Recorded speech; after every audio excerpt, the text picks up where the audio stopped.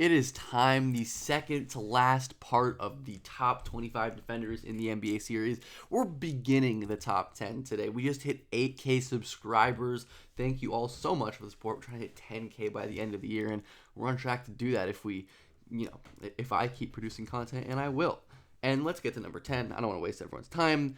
It's Giannis Antetokounmpo, who is still doing Giannis Antetokounmpo things.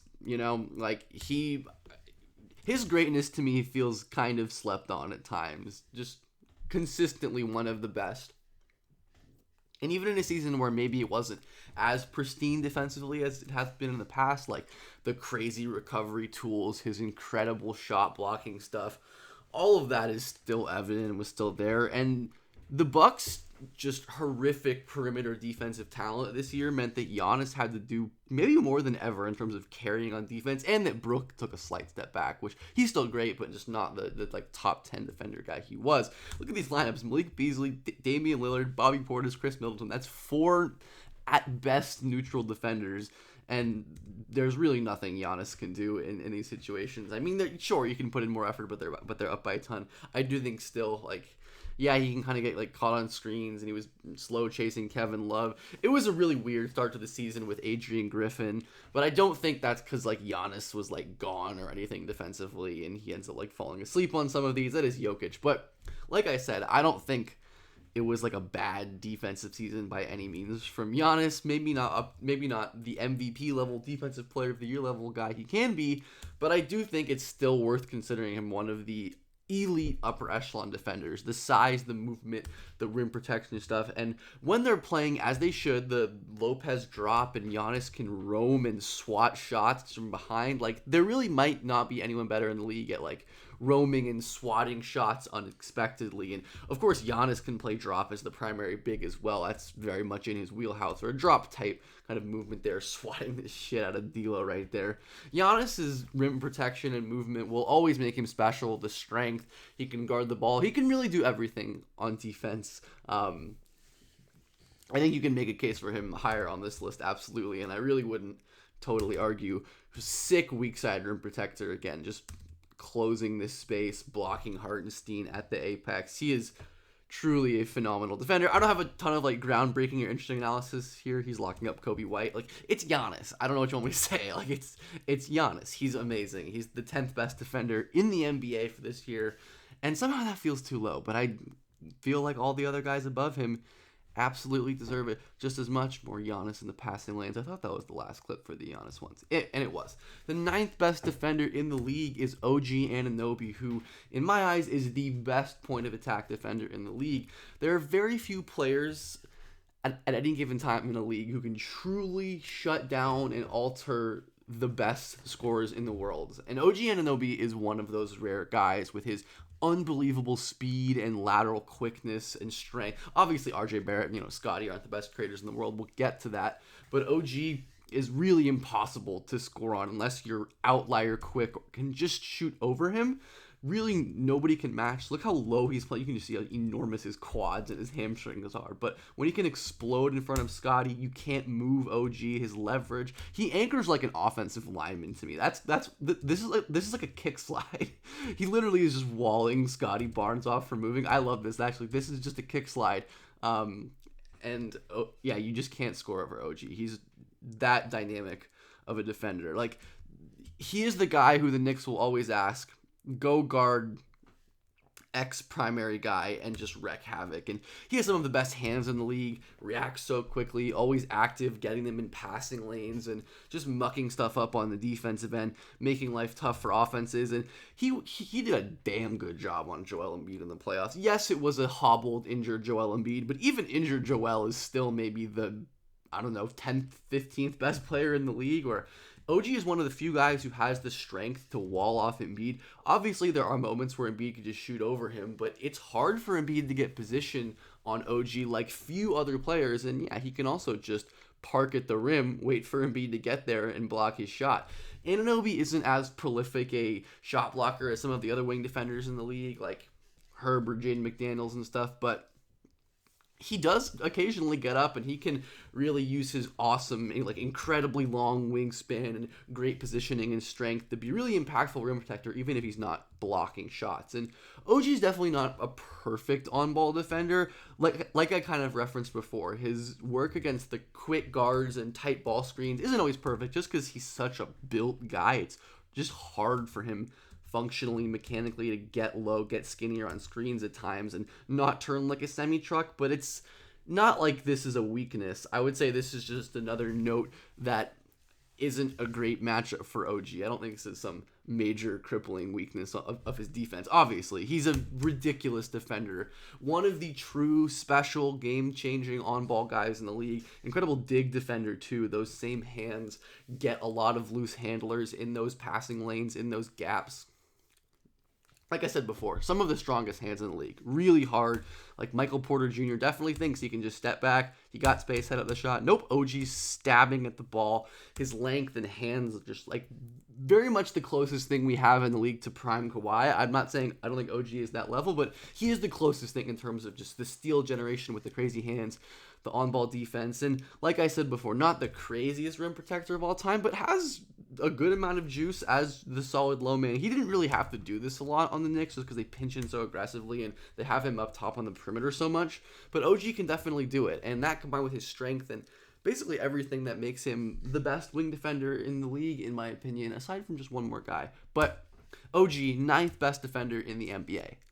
Let's get to the 8th, and that is Jaren Jackson Jr., who maybe took a minor step back from his Defensive Player of the Year season in 2023, but was still a stellar defensive player for a dumpster fire injured Grizzlies team who covers so much space vertically and horizontally with crazy range and instincts. I wanted to slow this one down, actually. For the majority of players, LeBron is throwing the ball over your head. You just looked up to see it. This is getting through, but not against Jaren with those quick reflexes and the huge long arms and hands. He really is a special center-sized, like pass lane wing defender all the time, and that makes him really special. And of course, he can do this as a center, right? The ground coverage, aside from the maybe future top guy on this list, is second to none. Very few guys can close space as fast as Jaren, cut off gaps, block and deflect lobs and such. And he's a really nice and quick on-ball defender as well. Look at him cut off Jalen Green. For all of Jalen Green's faults, he is quick as hell, and Jalen turns his water off. Not Jalen, Jaren. There's so many J names on this list. I tweeted that today. Jaren Jackson shuts off his water hands to steal that pass. But I think this past year in Memphis, he was understandably a little more checked out at times on the defensive end, even though he was still able to make all of these awesome plays. And like, he didn't really seem to be moving his feet as well in the pick and roll. Of course, he definitely has the strength and some of the rebounding issues. I think those are definitely more than made up for by all of his goodness, but those are definitely worth considering, and especially not when he's not like fully locked in positioning and footwork wise. It made sense. He had to carry this Grizzlies team for so much of the year offensively, and it's hard to give the same kind of defensive effort on a play-by-play basis when you're like that. Just when the other Grizzlies defenders weren't as good and guys were getting to the rim all the time, and Jaren just wasn't reacting as much as he did as a defensive player of the year, which is to say still quite a bit, but not at the level where he was the best defender in the league for a season, which I really do think he was in 2023. But those flashes and everything, not even flashes, those moments are still omnipresent throughout the tape as one of the best weak side rim protectors in the league with that length. Ooh, did he get hit in the balls? Oof. That like length, weak side rim protection. And even when he does get beat, he has some of the best recovery tools in the league. Can swoop in from behind that guy. Jeremy Grant just took his lunch money. Nasty. And that is all because of like his special speed, movement, change of direction stuff. Another guy just like Giannis who's incredible at like these swooping in from the weak side blocks, just because he blocks out the sun with his arms and is absolutely impossible to shoot over and has some of the most incredible arm flexibility, mobility, bend, all of that stuff. Just another great block sliding down into this gap. And this is why Jaren as a wing defender is so freaky. Like, he's guarding Cam Reddish, who's not a shooter, so he can just slide down and be a second big. Like, this is not normal. And of course, against shooters, he has the movement speed and ground coverage to, like, recover and play back on the wing and guard the perimeter. But, yeah, it's kind of nice when you can, and Biz gives up the rebound. But it's kind of nice when you can just have a second big who's also playing defense on the wing for a bunch of the time. And that's what Jaren Jackson gives you. Really unrivaled versatility at the big spot. Incredibly good rim protector with some, size, strength limitations, maybe at the highest end, but Jaren is a truly special defensive talent. One of my favorite defenders in the league, personally. That is good enough for the 8th best defender in the league. Damn, we're getting really close to the end here. Number 7 is number 7. I honestly did not even notice this until right now. Chet Holmgren, who did really special things. It's very rare that you see rookie defenders as good as Chet was. I don't think I've maybe ever seen it, to be perfectly honest, in my time watching hoops live. As Chet, here he is walling off and blocking Kyrie in the playoffs. He played big for them in their, even though this series was lost, and obviously the Pelicans series, he played big for them on defense all season, including in the playoffs, flipping his hips and drop, sliding his feet, reaching out to block that shot. Chet Holmgren, as a prospect, is one of the greatest rim protectors I've ever seen in terms of technique and the foundation of like where he places his hands and his feet and everything. And that absolutely translated to the NBA. And of course, he just has crazy instincts as well. Guarding Larry Nance in the corner, he can easily fly in. And I do want to give a shout out to Mr. Lou Dort, who I know people are upset it's not on the list. It's nothing personal. I really enjoy Lou Dort, and I think his point of attack defense is commendable, even if I don't value it as highly as some. I mean, he gave Brandon Ingram. Ingram, I think, was kind of injured, but he gave Brandon Ingram hell in this series. Like, it was absolutely despicable. So there's your shout out. There's your shout out, Lou Dort. If I did this list out to like 35, he'd probably be on there. Anyways, back to his teammate Chet Holmgren, who showed himself to be like at least like mid-depth drop capable as a rookie. He's not stone-footed by any means, tracking back, rising up. He's not like the most explosive guy in the world, but he gets off the floor really quick, and his ability to contort his body in midair and maintain balance and like hand-eye coordination and control have always been really, really special and just one of a kind among players his age that I've ever seen.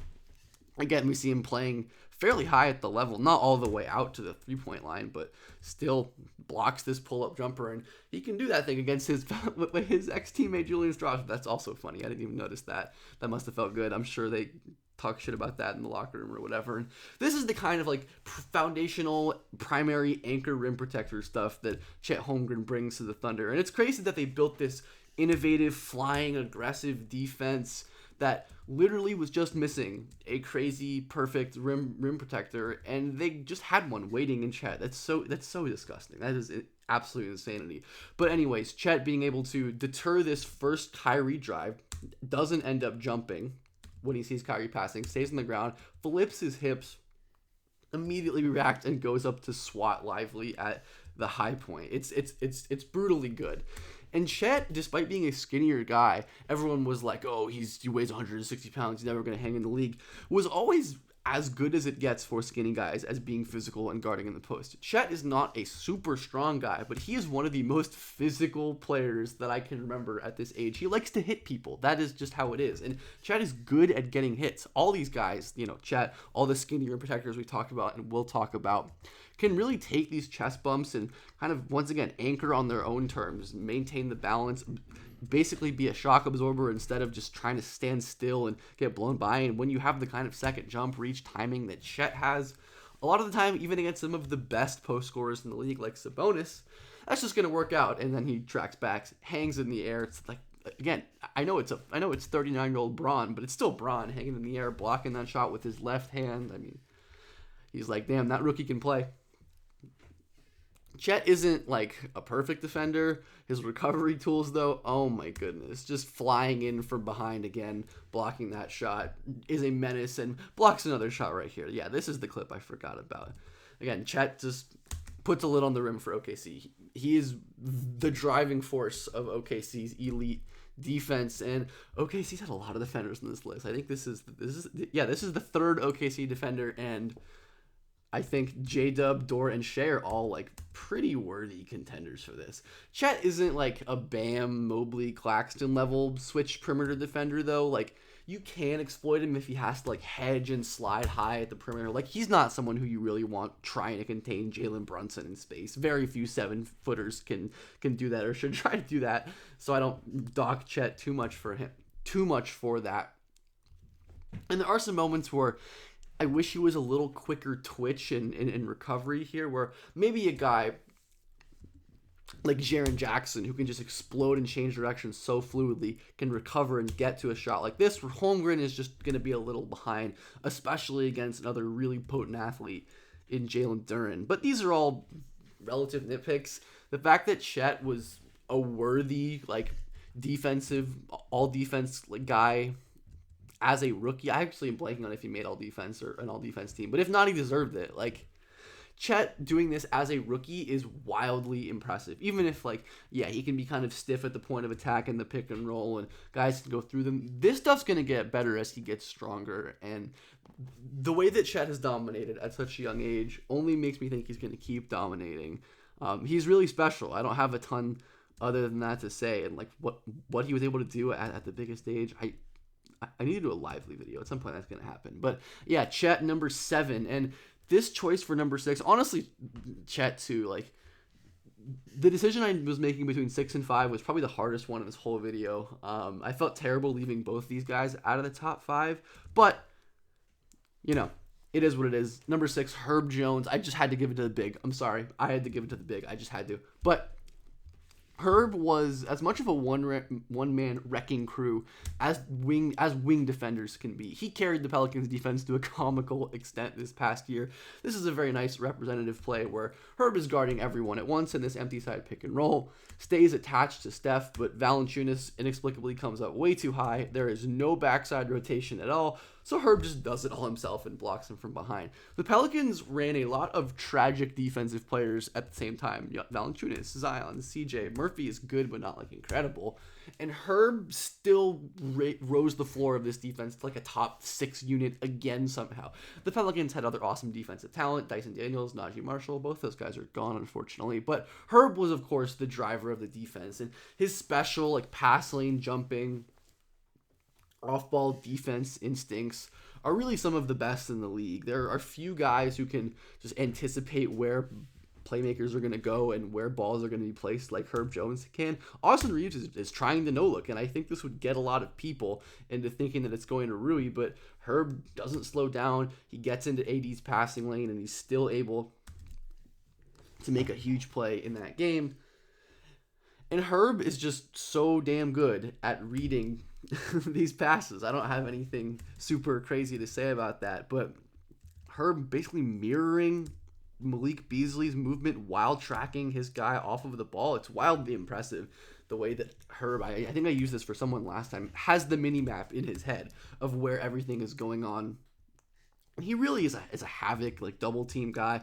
I love to see Herb once again. You always see him communicating, pointing, barking orders, directing traffic, and sometimes he'll just go make the play himself when he needs to because Herb is that level of defensive anchor despite being a wing. And I don't think there's much like it in the NBA. He took a pretty decent sized rim protection leap this year and was actually acting as the Pelicans' primary rim protector a lot of the time because Valanciunas isn't really a paint protector, especially when you pull him out. So Herb had to do so much covering at the rim as well. And he's not really built for that as much as he's built for the perimeter, but he was so good at it. And here he is walling off Paolo, getting this deflection. Despite being skinny, he's not free to move. Herb is like has some wiry strength and of course just fights really hard, has incredible hands, incredible balance, flexibility. You can get him with strength.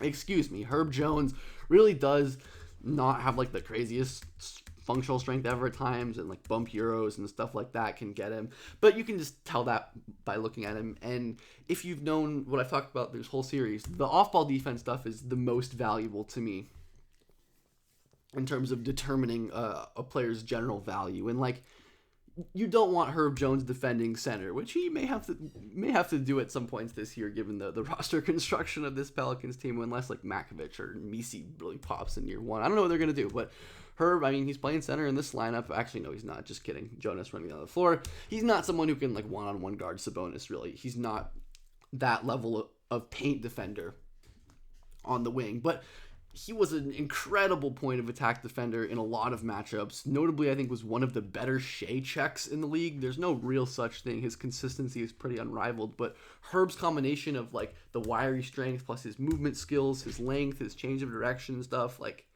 really gave Shea troubles across all of their matchups this year. And one more play of him defending the weak side, getting this block on Luka, like he did everything for this Pelicans defense, really. And it's rare to see a wing do it in this kind of era where bigs are so dominant. I mean, bigs are always dominant, but it feels like even more now there's just so many great ones.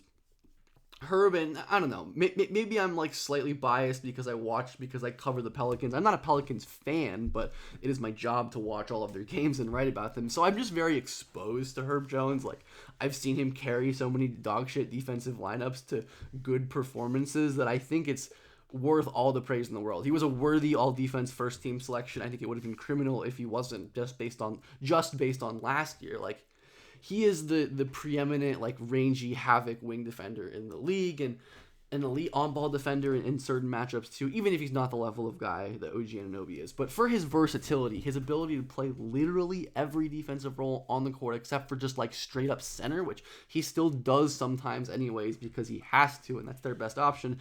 I'm rambling. Herb Jones is the 6th best defender just out of the top 5. What order do you think the top 5 is going to be? You can maybe deduce the guys, but what do we think? Anyways, all the support's been amazing. Love you all, and I hope you have a good day or night.